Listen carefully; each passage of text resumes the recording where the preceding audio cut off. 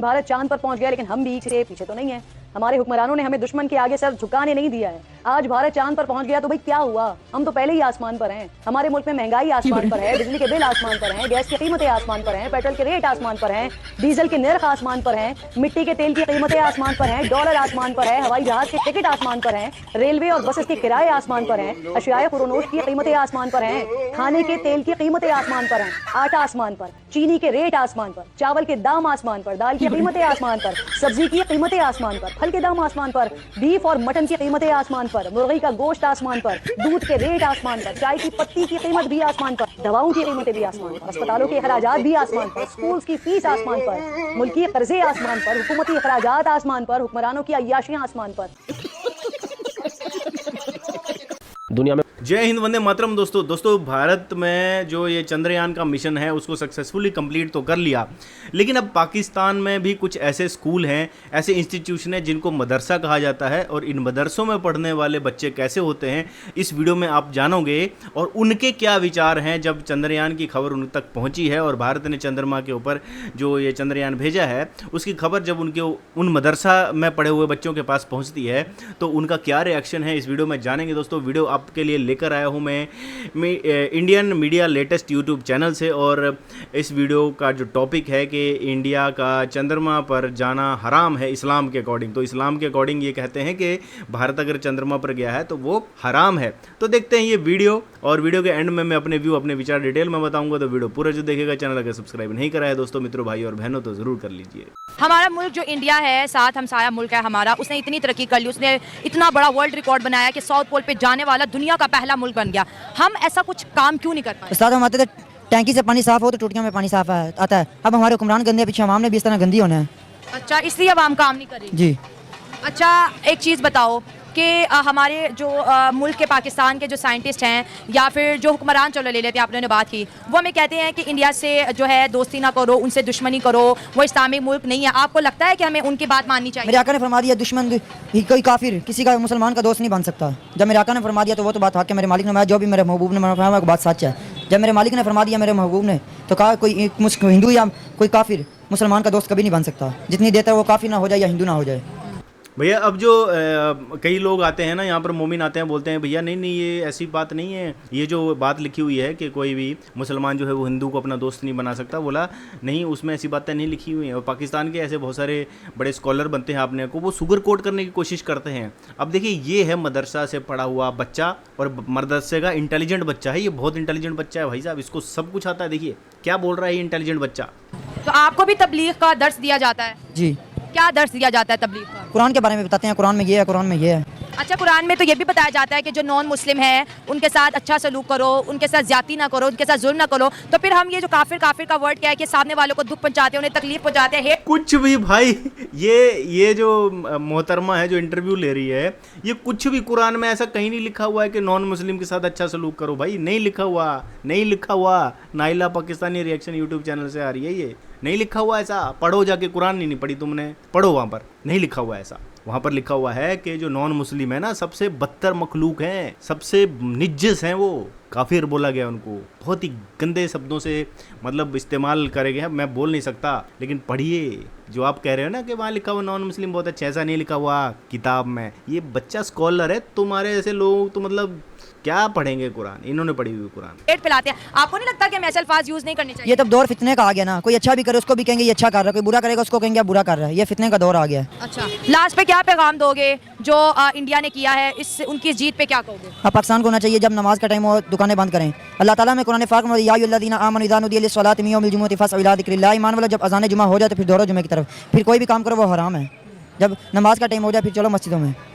अच्छा, बच्चे से मैंने इंडिया और साइंस के रिलेटेड पूछा, लेकिन उन्होंने कहा है कि चांद पे जाना हराम है, क्योंकि कारी साहब कहते हैं कि चांद पे नहीं जाना चाहिए। अल्लाह की बनाई हुई चीज़ों में जो है इंसान को जो है रद्दोबदल नहीं करना चाहिए। लेकिन मदरसे में आपको पता है ऐसी ही तालीम दी जाती है, और बच्चे जो अपने उस्ताद से सीखते हैं वही आगे जो है डिलीवर करते हैं। अनफॉर्चुनेटली ज़्यादातर जो हेट है वो मदरसों से फैलता है, मुसलमान काफिर करके छोटे छोटे बच्चों को रेडिकलाइज कर दिया जाता है। लेकिन हमारी भरपूर कोशिश है कि पाकिस्तान। अरे मैडम मैं फिर कह रहा हूँ, बुक्स में लिखा हुआ है, बुक्स में किताब में लिखा हुआ है। ये बच्चे नहीं बेचारे कर रहे हैं रेडिकलाइजेशन, वो कुरान में आसमानी किताब में ये चीज़ लिखी हुई है। ये नहीं कह रहे हैं बेचारे।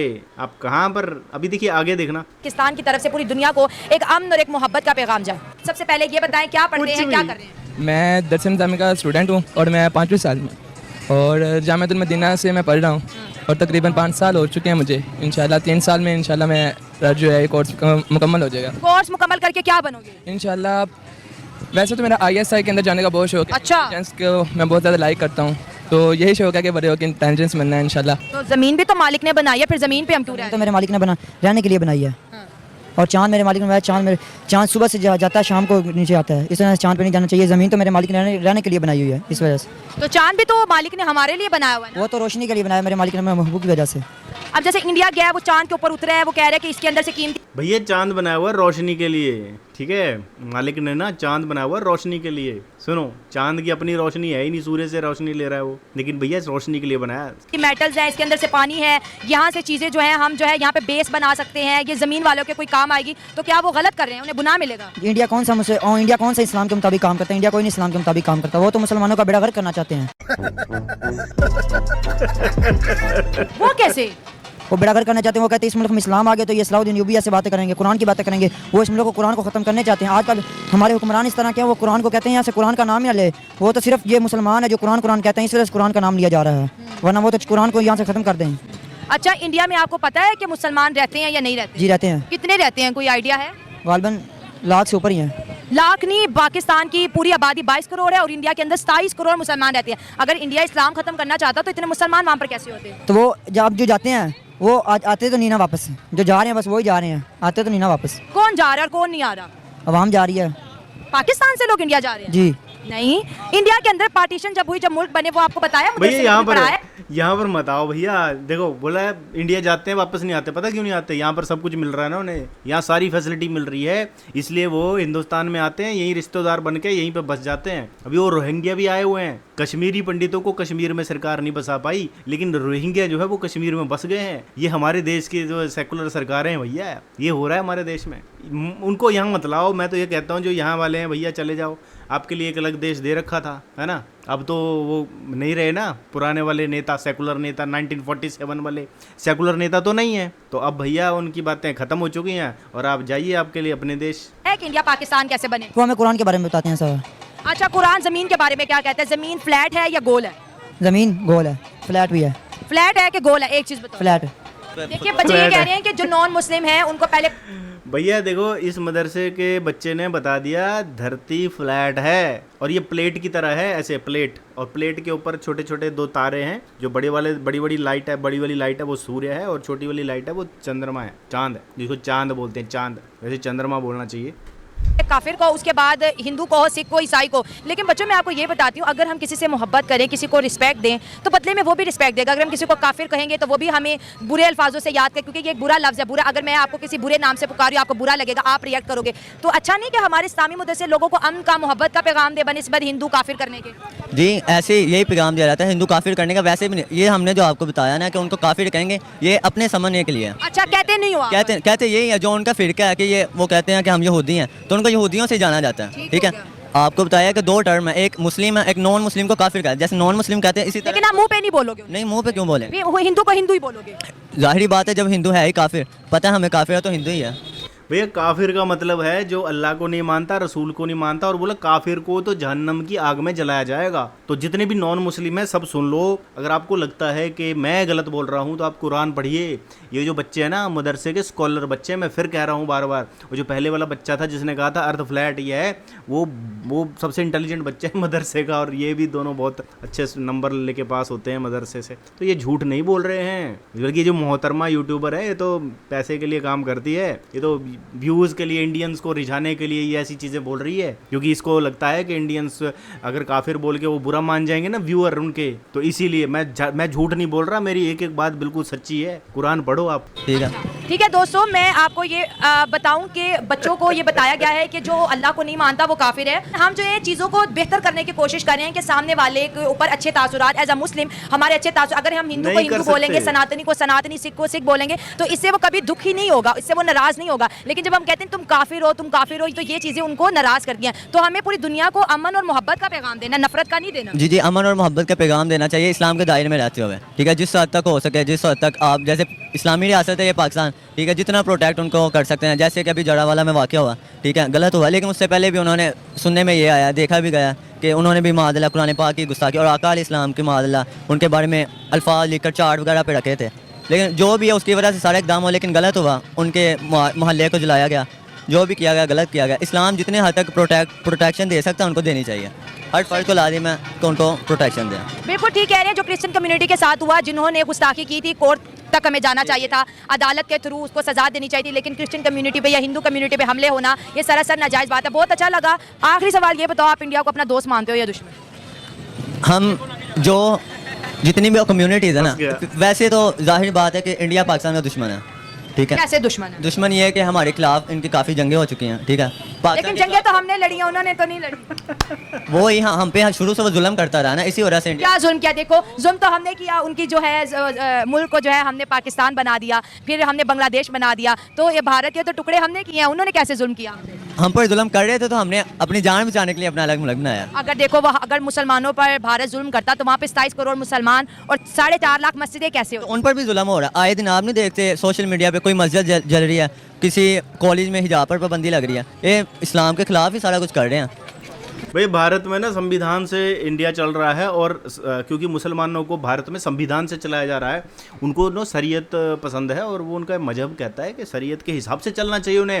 हिंदुस्तान की सरकार ज़बरदस्ती संविधान थोप रही है भारत के मुसलमानों पर, बहुत ही मतलब अन्याय हो रहा है। भैया सही कह रहा है ये बंदा, बिल्कुल सही कह रहा है, 100% सही कह रहा है। मदरसे में पढ़ने वाला बच्चा है ये झूठ बोल ही नहीं सकता, क्योंकि भारत में संविधान है और यहाँ के मुसलमानों को ज़बरदस्ती संविधान से चलवाया जा रहा है। अरे योगी ने जो बुलडोजर चलाने की जो नीति अपनाई है ना, जहाँ पर दंगे करते हैं लोग, उनको दंगा करते देना चाहिए। जैसे मेवात में दंगे हो रहे हैं तो उनको दंगे करने देने चाहिए, मतलब करने देने चाहिए। सरकार को बुलडोजर नहीं चलाना चाहिए, बहुत ही गलत है। दंगाइयों पर बुलडोजर नहीं चलाना, उनको बोलो दंगे करो। उनको जितना प्रोत्साहन होता है दंगों के लिए देना चाहिए भारत में। और जो पत्थरबाजी जो हमारे देश में होती है, उस पत्थरबाजी के लिए स्पेशल उनको कुछ देना चाहिए, स्पेशल प्रिविलेजेस देना चाहिए। बल्कि सरकार को तो पत्थरों की सप्लाई भी करनी चाहिए उनको जो बेचारे सड़क से पत्थर फेंकते हैं, बेचारे सड़कों पे जो गिरे होते हैं ना, उनको उठाते हैं यार। उनको मतलब एक फैक्ट्री लगनी चाहिए जिसमें स्पेशल पत्थर बनने चाहिए, इनको देने चाहिए मुसलमानों को। यार उनको पत्थर नहीं दे रहे हो यार, आपने उनको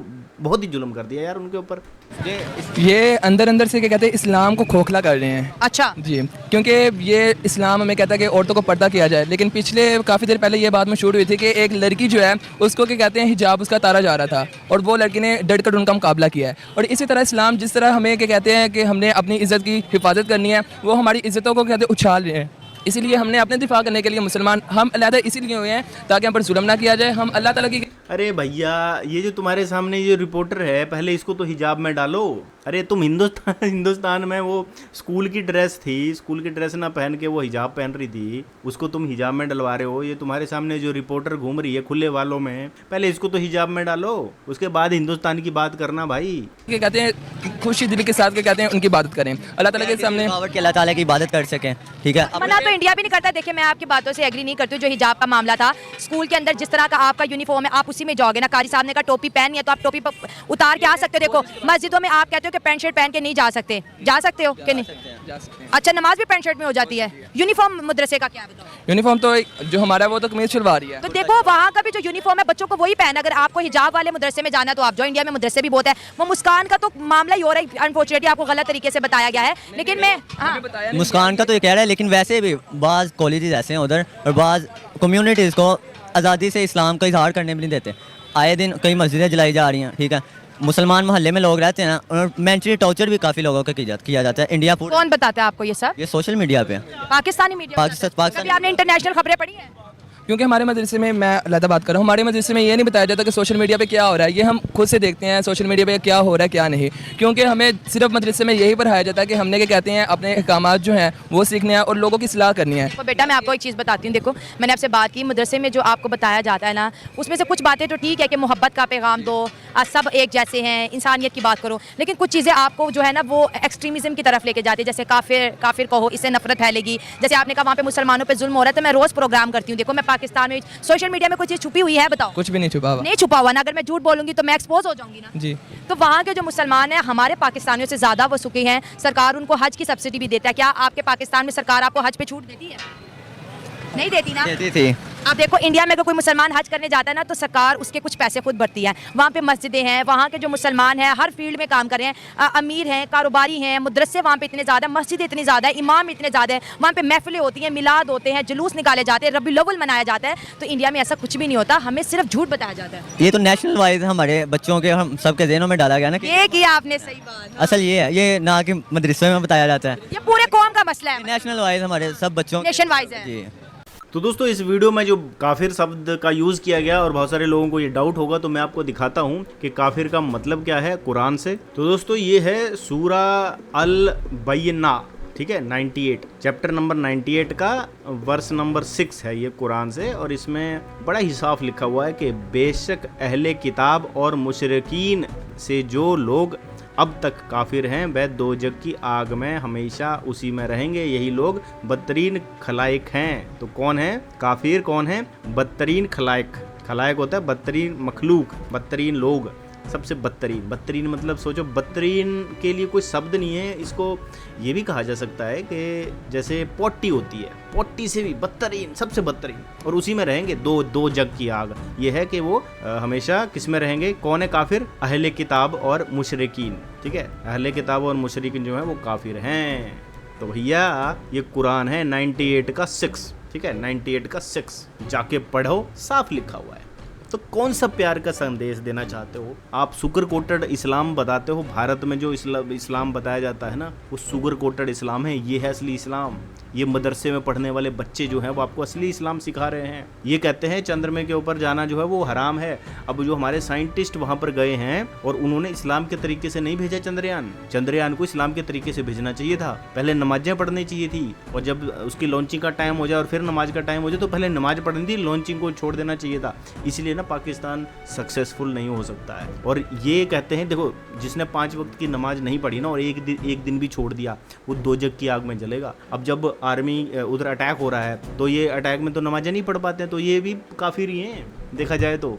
और ये आपको बताते हैं कि भैया ये मूर्ति पूजा नहीं करते हैं, लेकिन अगर आपको मैं सही से बताऊं तो जो मक्का मदीना में जो पत्थर को चूमते हैं वो भी क्या है, वो मूर्ति की पूजा ही तो कर रहे हैं वहाँ पर, लेकिन आपको बताएंगे नहीं। तो दोस्तों ये सारी चीज़ें हैं, ये मदरसे में पढ़ने वाले बच्चों की शिक्षाएं हैं। और मैं ये चाहता हूँ जितने भी काफिर हैं ना, जो हिंदू काफिर बड़े डिफेंड करते हैं, उनको भी ये चाहिए कि वो भी मदरसे में पढ़ें और ये मदरसे की शिक्षा ज़रूर लें, तभी आपको नॉलेज मिलेगा। और सेकुलरों को और भारत की सरकार जो सेकुलर सरकार है उसको मैं यही कहना चाहूँगा, भैया आप इनको फैसिलिटी दीजिए पत्थर मारने की, और हिंदू त्योहारों पे फर्ज जोड़ के पत्थर मारे जाएं, क्योंकि हिंदू तो काफिर हैं। हिंदुओं को जो है वो उनकी शोभा यात्रा निकालनी नहीं चाहिए। पुलिस प्रोटेक्शन में देखो शोभा यात्राएं निकालनी पड़ रही हैं भारत में, जबकि कहते हैं कि यहाँ पर हिंदू 80% है। मेरे को तो नहीं लगता 80% है। अच्छा आपको लगता है कि 80%? तो कमेंट करो। इतनी बुरी हालत हो गई है 80% पे, 70% पे, और जब इनकी तादाद 70% होगी और हिंदू 20% होगा तब क्या होगा? तो भैया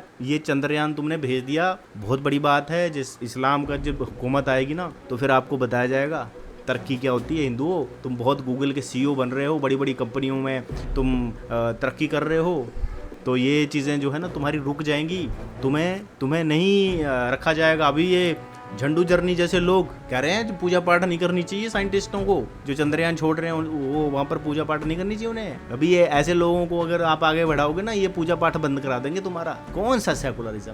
किस चीज़ की सेकुलरिज्म भारत में सेकुलर सरकारें हैं ना, कौन सा सेकुलरिज्म? सिर्फ हिंदुओं के लिए सेकुलरिज्म है, बाकी कोई सेकुलर नहीं है। एक तरफ आपके पास ये नव बौद्ध हैं जो हमेशा नफरत के बीज बो रहे हैं, जातिवाद का बीज बो रहे हैं। अगर जातिवाद खत्म करनी है ना तो उस फॉर्म आरक्षण के फॉर्म से खत्म करो सबसे पहले जातिवाद। ऐसे जातिवाद खत्म करोगे हैं तुम लोग जो है वो ब्राह्मण गालियां देते हो ब्राह्मणों को, तो जातिवाद खत्म कर दिया तुमने। कुछ लोग ऐसे आ गए हैं अब नए वो पंडे शब्द यूज कर रहे हैं, ऐसे जातिवाद खत्म करोगे हैं? बातें करने से जातिवाद खत्म नहीं होता, इक्वालिटी से जातिवाद खत्म होता है। नफरत के बीज कौन बोल रहा है? हमने कभी किसी पे अटैक नहीं करा। मैंने ये चैनल बनाना था, मैंने नहीं बनाना था चैनल, मैं अच्छा खासा अपनी नौकरी कर रहा था, मैंने चैनल नहीं बनाना था, लेकिन मैंने ऐसे नफरती कीड़े देखे जो नफरत फैला रहे हैं, बार बार फैला रहे हैं, वीडियो स्क्रॉल कर रहे हैं, फिर उनके आ जाते हैं सोशल मीडिया मीडिया पे, फेसबुक पे, ट्विटर पे ये लोग रुकने वाले नहीं हैं, ये लगे पड़े हैं बदनाम करने में। तो हमें भी लगा कि भैया जब ये लोग कर रहे हैं तो क्यों ना हम भी अपनी तरफ से तो रिप्लाई देंगे, नहीं करेंगे, हम तो अटैक नहीं कर रहे। मेरे को तो बुद्धिज्म के बारे में पता नहीं था भैया, वो तो बुद्धिज्म के जैसे वीडियो देखे तो पता चला कि भैया ये तो हाथी गजपूत हैं, ये तो गजपूत है भैया। तो वहाँ से सच्चाई पता चली, तब आंखें खुली कि भैया ये अच्छा, ये तो उल्टा प्रोपोगंडा हो रहा है। हम सोच रहे हैं कि सब सही है, भारत बुद्ध का देश है, हम तो ऐसा सोच रहे हैं कि भारत में बुद्ध भी हैं, यहाँ पर राम, कृष्ण और बुद्ध जैसे बड़े महान आत्माएं हुई हैं। लेकिन बाद में पता चलता है कि भैया ये तो कुछ और ही बात है। तो हमने नफरत नहीं फैलाई है, हम लोग प्यार की बात करते हैं। लेकिन ये लोग, अब मैंने वेदों के कुछ रेफरेंस डाल दिए कि देखो वेदों ने हजारों साल पहले ही लिख दिया था कि धरती सूर्य के इर्द गिर्द घूमती है। अब इससे भी इन लोगों को मिर्ची लग गई, नहीं नहीं भूलिया, ये तो वेद तो 100 साल पहले लिखे गए। ऐसे लोग बोल रहे हैं ये 100 साल पहले वेद लिखे गए। हंसोगे आप इस बातों पे कि वेद 100 साल पहले लिखे गए हैं, ठीक है। और ब्राह्मणों ने ये वेद लिख दिए हैं अभी रिसेंटली, और वो ये क्या कर रहे हैं, पहले विज्ञान आया, आधुनिक विज्ञान आया, उसके बाद वेद लिखे गए हैं। ऐसे लोग हैं दोस्तों। तो मतलब वीडियो बनाने का पर्पज़ यही है कि आपको ये बताया जाए कि मदरसे के होनहार छात्र क्या होते हैं। और ये बड़े बड़े ज्ञानी कहते हैं कि वेद तो 100 साल पहले लिखे गए। तो ऐसे ज्ञानियों से आपको रूबरू कराने के लिए ही हमने ये चैनल खोल रखा है। दोस्तों वीडियो अच्छा लगे तो वीडियो को शेयर जरूर कीजिए, वीडियो को लाइक जरूर कीजिए, अपनी राय, अपने सजेशन कमेंट भर दीजिए। और जितने ज़्यादा आप कमेंट करोगे उतना फिर यूट्यूब भी देखेगा कि हमारा जो वीडियो है वो सही है, तो वो आगे रिकमेंड कर देगा। तो ऐसे वीडियो हम चैनल पर लेके आता रहूँगा। मिलूंगा नेक्स्ट वीडियो में, तब तक दोस्तों जय हिंद, वंदे मातरम।